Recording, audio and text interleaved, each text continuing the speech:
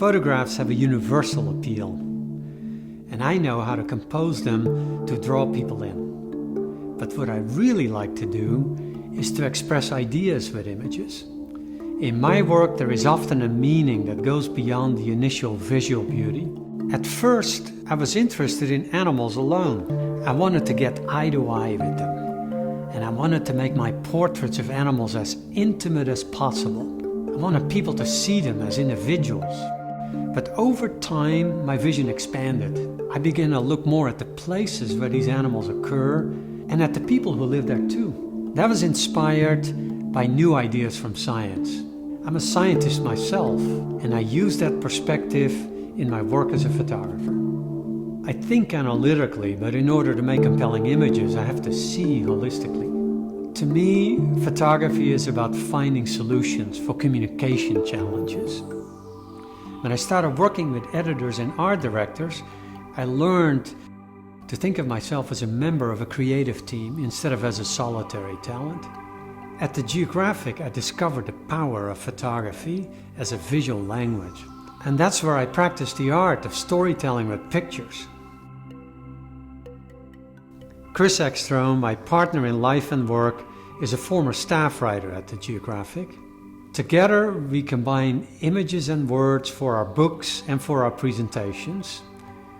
Now that Chris is a videographer, we've added another dimension to our vocabulary. It's a pleasure to be back here in Washington together with Chris. We appear on public stages to share our ideas and our experiences.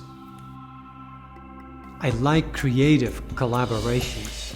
For an ad campaign, I once teamed up with a prominent Aboriginal artist in the outback of Australia. The idea was to capture in one image two different ways to look at a landscape, combining a Western view with an Aboriginal sensibility. We traveled to a remote desert location where the artist created a painting on site, which became part of an installation at a place that had spiritual significance. The end result was a single image that makes people wonder about the nature of reality.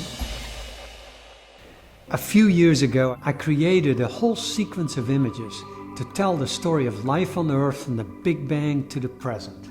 Life, A Journey Through Time was published as a book, but we also turned it into a multimedia symphony with a musical score by Philip Glass. It was a grand collaboration from choreographers to conductors and whole orchestras, and it continues to be performed around the world. I never thought that I could take photography this far. And my mission and my passion is to express ideas about the world we all share at a time when we realize how precious it really is.